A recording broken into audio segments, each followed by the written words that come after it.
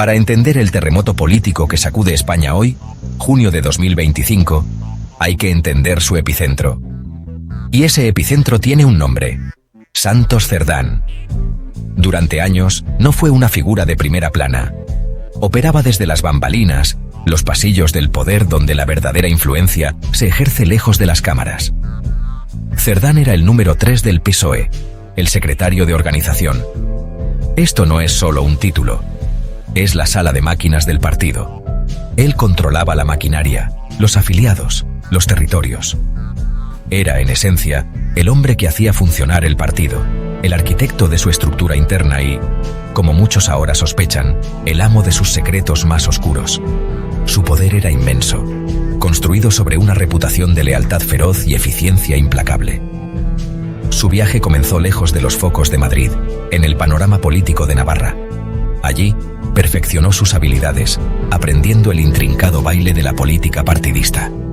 Era conocido como un hombre que conseguía resultados, que entendía las bases y que podía movilizar el apoyo cuando más importaba. Este trasfondo le dio una perspectiva única y una red de contactos que resultarían invaluables. No era un orador carismático ni un líder telegénico. Su fuerza era más fundamental. Conocía el partido por dentro y por fuera. Sabía quién debía favores, quién guardaba rencor y cómo mover los hilos del poder para lograr sus objetivos. Esto lo hizo indispensable para cualquiera con ambiciones de liderazgo. Cuando Pedro Sánchez comenzó su audaz intento de recuperar el liderazgo del PSOE, necesitaba aliados como Cerdán. Necesitaba a alguien que pudiera navegar las traicioneras corrientes internas de un partido profundamente dividido. Cerdán se convirtió en esa persona. Fue más que un simple partidario. Fue un estratega, un confidente, un mariscal de campo en la batalla por el alma del partido. Su lealtad a Sánchez parecía absoluta, forjada en los fuegos de aquella campaña de primarias internas. Apostó su futuro político por Sánchez, y cuando Sánchez ganó, Cerdán fue recompensado con uno de los puestos más poderosos de la organización. Se convirtió en el guardián de la base de poder del líder, el hombre encargado de asegurar que el aparato del partido permaneciera firmemente bajo el control de Sánchez. Pero esta posición también le dio otro tipo de poder: el poder de la información. Como secretario de organización, era el guardián. Él decidía quién obtenía acceso, qué información fluía hacia el líder y qué se mantenía en silencio. Era la barrera, el filtro, el hombre que curaba la realidad presentada a Pedro Sánchez. Esto lo convirtió en una de las figuras más confiables en el círculo íntimo del presidente del gobierno. Un hombre cuya palabra era tomada como evangelio. Fue una confianza que, según alegan ahora los investigadores, fue explotada magistralmente. Cerdán no solo estaba construyendo un proyecto político, supuestamente estaba construyendo una fortaleza de engaño alrededor del mismo hombre al que había jurado proteger, ladrillo a ladrillo en silencio. La historia de este escándalo es, en muchos sentidos, una historia que comienza en Navarra. Es un relato de política regional que escaló al escenario nacional, llevando consigo un elenco de personajes unidos por orígenes compartidos y supuestamente secretos compartidos. Santos Cerdán y Koldo García de Izaguirre. Ambos provienen de esta región del norte de España. Fue allí, dentro de la Federación Local del PSOE, donde sus caminos se cruzaron por primera vez. Cerdán era el operador político establecido, el hombre que conocía el sistema. Koldo era algo diferente, un exportero de discoteca, un concejal local, un hombre más conocido por su presencia física y su lealtad inquebrantable, casi militante, que por su perspicacia política. Era un seguidor, un soldado buscando un general. Fue Cerdán quien vio el potencial en Koldo, no como teórico político, sino como una herramienta. El perfil de Koldo era perfecto para cierto tipo de trabajo político. Era leal, era discreto y era intimidante cuando era necesario. En el rudo mundo de la política interna de partido, estos son activos valiosos. Cerdán cultivó esta relación, trayendo a Koldo a su círculo. Se convirtió en el patrocinador político de Koldo, su mentor. Este vínculo no era solo profesional, era personal. Compartían un trasfondo común, una forma de entender el mundo que se forjó en el mismo lugar. Esta conexión navarra se convertiría en la base de toda la operación que siguió. Cuando Pedro Sánchez lanzó su gira de regreso en 2017, con el objetivo de recuperar el liderazgo del PSOE después de haber sido derrocado, era un desvalido. Necesitaba gente en el terreno, verdaderos creyentes que lucharan por él en cada pueblo y en cada oficina local del partido. Cerdán, ya alineándose con Sánchez, vio su momento. Movilizó su red. Y una parte clave de ese esfuerzo de movilización fue Koldo García. Koldo se convirtió en el guardián de los avales, el hombre que recolectaba físicamente y protegía las firmas de los miembros del partido que Sánchez necesitaba para formalizar su candidatura. Fue un papel crucial y simbólico. Literalmente, estaba custodiando la voluntad de las bases. Esta tarea solidificó el vínculo entre los tres hombres. Para Sánchez, Koldo representaba la lealtad cruda e inquebrantable de la base del partido que lo estaba devolviendo al poder. Para Cerdán, presentar a Koldo a Sánchez fue un golpe maestro. Estaba ofreciendo un símbolo de lealtad pura, un hombre cuya lealtad a la causa era incuestionable. Y al hacerlo, también estaba posicionando a su propio hombre, su protegido Navarro, justo en el corazón del círculo del nuevo líder. La confianza entre Sánchez y Cerdán se profundizó, construida sobre esta victoria compartida. Sánchez vio a Cerdán como el hombre que lo había ayudado a ganar, y a Koldo como la encarnación del espíritu de esa victoria. El escenario estaba listo. La presentación de Koldo García en el círculo íntimo de Pedro Sánchez no fue algo formal.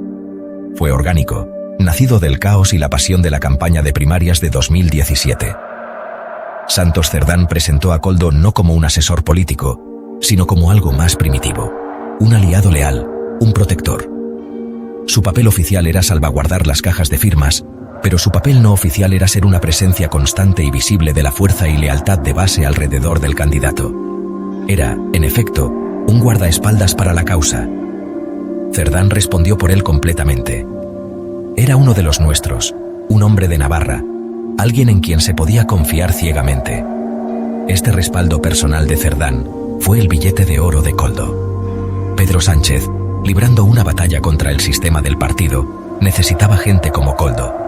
Necesitaba estar rodeado de aquellos cuya lealtad no fuera a la vieja guardia, sino a él personalmente. Koldo encajaba a la perfección. Él no era parte de la élite política de Madrid. Era un forastero, justo como Sánchez se estaba posicionando a sí mismo. La confianza que Sánchez depositó en Cerdán se transfirió directamente a Koldo. Si Cerdán decía que este hombre era de fiar, entonces era de fiar. No había necesidad de más investigación. Así es como suelen funcionar los círculos de poder. La confianza no se gana con currículums, sino con el aval de otros miembros de confianza. Una vez que Sánchez ganó las primarias y luego se convirtió en presidente del gobierno, la lealtad de Koldo fue recompensada. Cerdán se aseguró de ello. Koldo fue nombrado asesor de José Luis Ábalos, otro leal clave de Sánchez que fue nombrado ministro de Transportes. Este fue un movimiento significativo. Colocó al hombre de Cerdán en una posición de influencia dentro de un ministerio que gestiona miles de millones de euros en contratos públicos. Koldo pasó de ser un guardaespaldas de avales a un asesor en un importante departamento gubernamental. Ya no era solo un símbolo, tenía acceso, tenía un título y contaba con el respaldo implícito de las personas más poderosas del país. Desde fuera, parecía un caso clásico de clientelismo político. Recompensar a un fiel soldado con un trabajo cómodo. Pero los investigadores ahora creen que fue algo mucho más calculado. Cerdán había logrado instalar a su protegido dentro del aparato gubernamental. Koldo era sus ojos y oídos, y potencialmente sus manos. La relación que comenzó en Navarra había madurado por completo. Cerdán tenía a su hombre en el puesto. Ábalos tenía un solucionador de problemas a su lado, y Sánchez tenía lo que él creía que era un leal servidor del partido trabajando en su gobierno. La confianza era total. Y fue esta confianza la que proporcionaría la tapadera perfecta para las actividades que estaban por venir.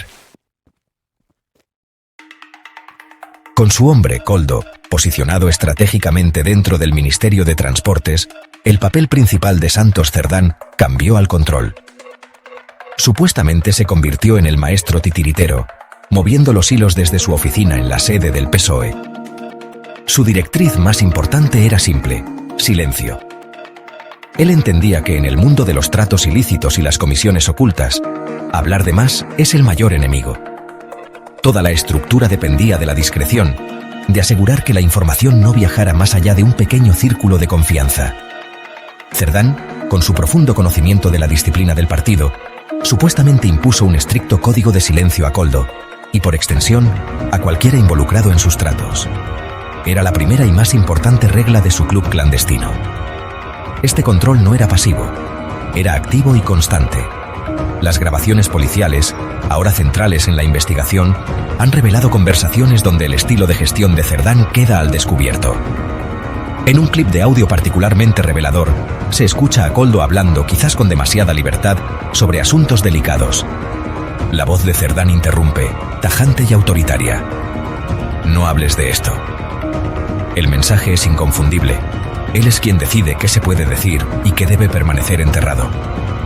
Él es el director de la orquesta y su instrumento principal es el silencio. No era solo un participante, era el ejecutor, el que mantenía la disciplina necesaria para mantener el esquema oculto a la vista. Esta estrategia de silencio tenía un doble propósito. Por un lado, protegía la supuesta red de corrupción de amenazas externas como periodistas o las fuerzas del orden. Al minimizar la comunicación y mantener las discusiones verbales y privadas, dejaban un rastro de evidencia más pequeño. Pero por otro lado, y quizás lo más importante, servía para proteger a Pedro Sánchez. Al controlar el flujo de información, Cerdán podía asegurarse de que el presidente del gobierno permaneciera felizmente ajeno a los turbios manejos que ocurrían bajo sus narices. Creó un vacío de información alrededor de Sánchez, alimentándole solo las noticias que eran seguras, las narrativas que eran limpias. El silencio fue un escudo para toda la operación, pero su función más importante era aislar al hombre en la cima. Cerdán mantuvo este control, aprovechando la confianza que había construido tan cuidadosamente. Koldo, debiendo su posición y su acceso a Cerdán, era poco probable que desobedeciera una orden directa de su patrocinador. Otros en la supuesta red entendían que Cerdán hablaba con la autoridad del partido y, por extensión, del presidente del gobierno. Sus instrucciones no eran sugerencias, eran órdenes. Esta dinámica permitió a Cerdán actuar como el guardián supremo. Él manejaba la narrativa, aplastaba los rumores y hacía cumplir la ley del silencio con mano de hierro. Todo el edificio se construyó bajo la premisa de que lo que Pedro Sánchez no supiera no podría dañarle a él, ni al partido. El control ejercido por Santos Cerdán iba más allá de llamadas telefónicas y advertencias verbales. A medida que la red de sospechas comenzaba a estrecharse, una forma más directa de gestión se hizo, necesaria. Esto llevó a una serie de reuniones secretas, encuentros clandestinos diseñados para manejar la creciente crisis y coordinar la historia. Una de las reuniones más importantes tuvo lugar en octubre de 2023. Para este momento, la UCO de la Guardia Civil, la Unidad Central Operativa, ya estaba inmersa en su investigación. Las paredes se cerraban y el riesgo de exposición era más alto que nunca. Cerdán y Koldo se reunieron en una marisquería de Madrid, un escenario clásico para una discusión confidencial, lejos de miradas indiscretas. El propósito de esta reunión, según los investigadores, era doble. Primero, fue una sesión de control de daños. Necesitaban evaluar qué podría saber la policía, quién podría estar hablando y cuán vulnerable era su operación. Era un momento para hacer un balance de la amenaza y, elaborar estrategias para su defensa. Ya no solo estaban gestionando un plan, estaban gestionando un encubrimiento. La conversación habría sido tensa, llena del miedo tácito a lo que estaba por venir. Necesitaban alinear sus historias para asegurarse de que si y cuando fueran interrogados, presentarían un frente unido y coherente. Esta reunión era sobre supervivencia. Segundo, la reunión fue para reforzar el objetivo principal, proteger a Pedro Sánchez. El objetivo de Cerdán era asegurar que el escándalo, si estallaba, se contuviera. Tenía que detenerse en Ábalos y Koldo. El cortafuegos que había construido meticulosamente alrededor del presidente del gobierno tenía que resistir. Esto significaba curar cuidadosamente una narrativa que presentaría el asunto como un caso de unas pocas manzanas podridas, completamente desconectado del liderazgo del partido y, lo más importante, del propio Sánchez. Estaban, en efecto, ensayando un guión, decidiendo quién asumiría la culpa y cómo se asignaría la culpa para mantener intacto el núcleo del poder. Esto no fue un incidente aislado. Fue parte de un patrón más amplio de manipulación.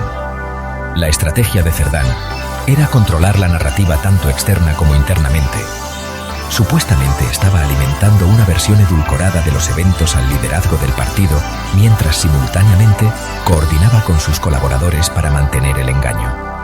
Estas reuniones secretas eran los talleres donde se elaboraban las mentiras y se sincronizaban las coartadas.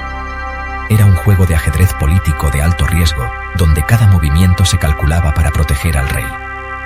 Los susurros en los rincones oscuros de los restaurantes de Madrid eran el sonido de una conspiración tratando de salvarse de la luz.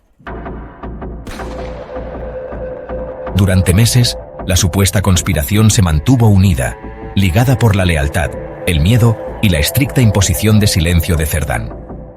Pero, como saben, un secreto es tan fuerte como la tecnología que intenta descubrirlo. La presa finalmente se rompió no por una confesión humana, sino por los ecos digitales. La UCO había estado escuchando. Su investigación había arrojado un tesoro de pruebas que destrozaron la narrativa cuidadosamente construida. La policía tenía grabaciones de audio de llamadas telefónicas, mensajes interceptados y huellas digitales que pintaban un cuadro de una empresa criminal coordinada operando en los niveles más altos del Partido Socialista Obrero Español y el gobierno. Los susurros en la oscuridad habían sido grabados para la posteridad.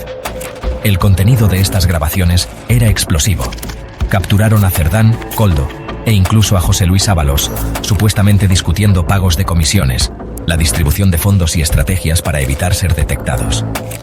La infame frase de Cerdán a Koldo, "No hables de esto", era solo la punta del iceberg. Las cintas revelaron un nivel impactante de familiaridad con prácticas ilícitas. Hablaban en un lenguaje codificado, pero el significado era claro para los investigadores. Discutían porcentajes, entregas y la necesidad de mantener ciertos tratos comerciales fuera de los registros. La ley del silencio había sido violada, no por un traidor, sino por la misma tecnología que usaron para comunicarse. Más allá del audio, la policía descubrió una gran cantidad de datos incriminatorios en los teléfonos móviles de Koldo García. Entre los descubrimientos más condenatorios, se encontraban mensajes cifrados del propio Santos Cerdán. Estos mensajes, según se informa, contenían instrucciones directas relacionadas con la adjudicación de contratos públicos. Discutían empresas específicas, licitaciones específicas y la necesidad de asegurar el resultado correcto. Esta era la prueba irrefutable.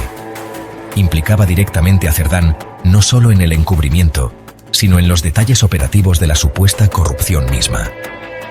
Sugería que no era solo el protector.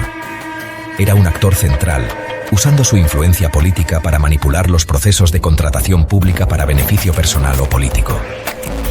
Una pieza de evidencia particularmente devastadora, filtrada justo esta semana en junio de 2025, fue un mensaje del 13 de julio de 2014. En él, Cerdán supuestamente instruye a Koldo para que añada fraudulentamente 2 papeletas durante las mismas primarias del Partido Socialista Obrero Español que le dieron a Pedro Sánchez su primera victoria. Esta revelación fue una bomba política. Sugería que todo el proyecto, el mismo liderazgo de Sánchez, nació de un acto fraudulento orquestado por Cerdán. La evidencia ya no se trataba solo de dinero, se trataba de la legitimidad fundamental del liderazgo del partido. Los fantasmas digitales que Cerdán y sus asociados pensaron que habían desaparecido habían vuelto para perseguirlos, y honestamente, estaban contando una historia que podría derrumbarlo todo. Mientras la evidencia digital proporcionaba el marco del caso, fue el testimonio humano lo que añadió la carne y la sangre. A medida que los investigadores apretaban las tuercas, los individuos en la periferia de la red comenzaron a hablar. El testimonio más significativo provino de un empresario llamado Víctor de Aldama, una figura clave identificada por la UCO como negociador e intermediario en los contratos corruptos de mascarillas otorgados durante la pandemia. Enfrentando la perspectiva de una larga sentencia de prisión, Aldama optó por cooperar. Su confesión proporcionó un relato de primera mano de cómo supuestamente fluyó el dinero, y sus declaraciones apuntaron directamente a la cima de la pirámide. El testimonio de Aldama fue escalofriantemente específico. Afirmó haber entregado personalmente pagos en efectivo a los jugadores clave. Habló de sobres de dinero, detallando cantidades y fechas. Lo más sensacional fue que testificó haber entregado 15.000 euros directamente a Santos Cerdán. Esto era una contradicción directa de la imagen cuidadosamente elaborada de Cerdán como un hombre de partido leal, sin mancha por la codicia financiera. Aldama también detalló sumas mayores supuestamente destinadas a José Luis Ábalos y Koldo García, pintando una imagen vívida de una máquina bien engrasada, diseñada para extraer comisiones de contratos públicos. Sus palabras transformaron el caso de uno de corrupción abstracta a una historia concreta de dinero en efectivo en sobres. Además, el testimonio de Aldama corroboró la evidencia encontrada en el teléfono de Koldo. Explicó el contexto detrás de los mensajes cifrados, vinculando las instrucciones de Cerdán a adjudicaciones de contratos específicas. Detalló cómo Cerdán supuestamente usaría su influencia para asegurar que los contratos fueran a empresas favorecidas, con Aldama actuando como el intermediario que luego organizaría los pagos de sobornos. Describió un sistema donde el poder político era monetizado, donde el acceso a ministros y funcionarios del partido era una mercancía para ser comprada y vendida. Su confesión proporcionó una hoja de ruta para los investigadores, conectando los puntos entre las decisiones políticas tomadas en Madrid y el flujo de dinero ilícito. El peso combinado del testimonio de Aldama y la evidencia de la UCO creó un caso irrefutable, al menos en el Tribunal de la Opinión Pública. Ya no era posible desestimar el escándalo como una campaña de desprestigio o las acciones de un asesor deshonesto. La evidencia ahora incluía testimonio jurado de un participante, mensajes cifrados del presunto cabecilla y registros financieros que rastreaban el dinero. La base del cortafuegos que Cerdán había construido se estaba resquebrajando bajo la presión. Las revelaciones del informe de la UCO del 12 de junio de 2025, incluyendo la afirmación de una comisión de 620.000 euros de la constructora Acciona, solidificaron la narrativa. La historia ya no era solo sobre mascarillas, era sobre un patrón sistémico de presunto soborno y organización criminal. A lo largo de toda esta saga, una pregunta ha cobrado más importancia que cualquier otra. ¿Qué sabía Pedro Sánchez? Toda la estrategia orquestada por Santos Cerdán parece haber sido diseñada en torno a un objetivo central: asegurar que la respuesta a esa pregunta fuera nada. Cerdán actuó como el cortafuegos definitivo, un escudo humano diseñado para absorber cualquier metralla política y legal antes de que pudiera alcanzar al presidente del gobierno. Controló meticulosamente el flujo de información, creando una burbuja de negación plausible alrededor de Sánchez. Si Cerdán fue el arquitecto del esquema, también fue el arquitecto de la ignorancia del presidente del gobierno. Esta teoría sugiere un engaño grandioso, casi shakespeariano. Cerdán, el confidente de confianza, el hacedor de reyes, supuestamente llevaba una doble vida. En público, era el leal servidor del partido y de su líder. En privado, era el maestro de una red corrupta, moviendo piezas en un tablero de ajedrez oculto. Entendió que para que el proyecto tuviera éxito, tanto el proyecto político del sanchismo como el presunto proyecto criminal, el líder tenía que permanecer puro, o al menos parecerlo. Cualquier indicio de que Sánchez era consciente de la podredumbre sería catastrófico, derribando no solo a los individuos implicados, sino a todo el gobierno. La protección de Sánchez por parte de Cerdán fue, desde este punto de vista, también un acto de autopreservación para todo el sistema que él había ayudado a construir. Los métodos eran sofisticados. La ley del silencio, las reuniones secretas, las narrativas coordinadas, todas eran herramientas para mantener este cortafuegos. Cuando los rumores sobre las actividades de Koldo comenzaron a surgir internamente, Cerdán fue supuestamente quien los sofocó, asegurando a todos que era solo ruido político y que Koldo era un colaborador leal, aunque con algunas asperezas.